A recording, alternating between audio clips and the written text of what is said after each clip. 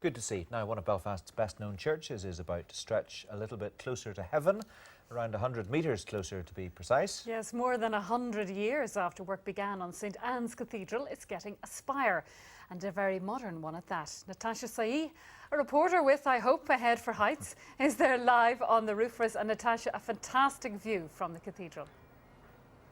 Yes, Donna, thankfully I do have a head for heights because it's allowing me to enjoy the most spectacular view over Belfast on this really beautiful evening.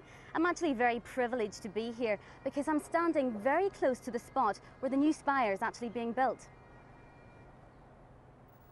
It's called the Spire of Hope, and this artist's impression shows the impact it will have on the Belfast skyline.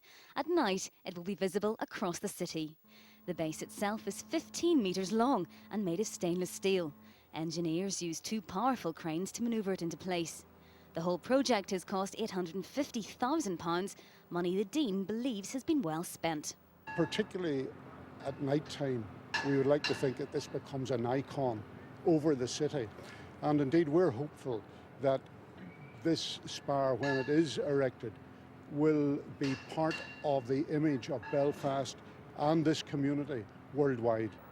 And what did onlookers make of the marriage of steel and stone? It's not really a spire. To me, it is more like some sort of needle. This is a very imaginative step that the Dean has taken, and I think it's going to add considerably to the cathedral. Yeah, there's no harm in it. Something for tourists to come and look at, so it can only be good. Yeah. When it's finished, the base of the needle-shaped spire will protrude into the cathedral itself. The hope is that visitors will follow. Now, they'll need an even bigger crane for the final part of the spire, which is going to be up in 2 weeks' time. And when it is finally up, it will reach some 72 metres into the air. And believe me, that's a needle that you're going to be able to find. Back to the studio. Natasha, thanks very much indeed. Now, still to come on the programme. The face of Belfast changed today as one of the city's landmark buildings received an addition to its stately lines. The Spire of Hope was installed in St Anne's Cathedral this afternoon, and it will be eventually illuminated at night. Here's David Morgan.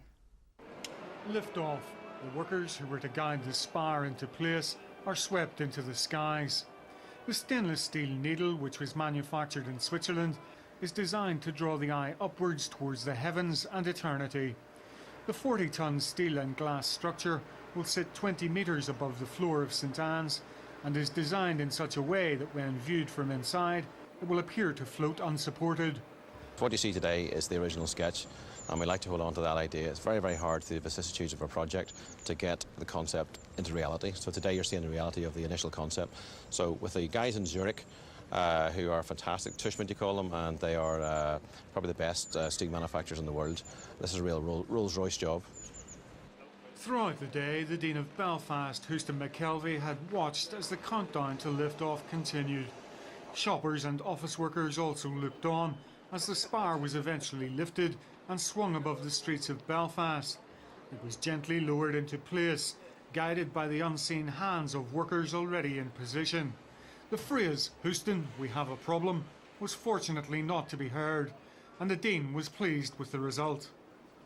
To have an initial look at the project and feel that it fits in with the building and that it is making a contribution as it glints in the sunshine, which was a bit limited today, to a better view of the cathedral. And I think in 3-4 years' time, we'll feel that it's always been there. The man who oversaw the project said its success was the result of good teamwork. It's unique. It's never been done before. Tushman, the Swiss firm that are building the spire, have been absolutely fantastic.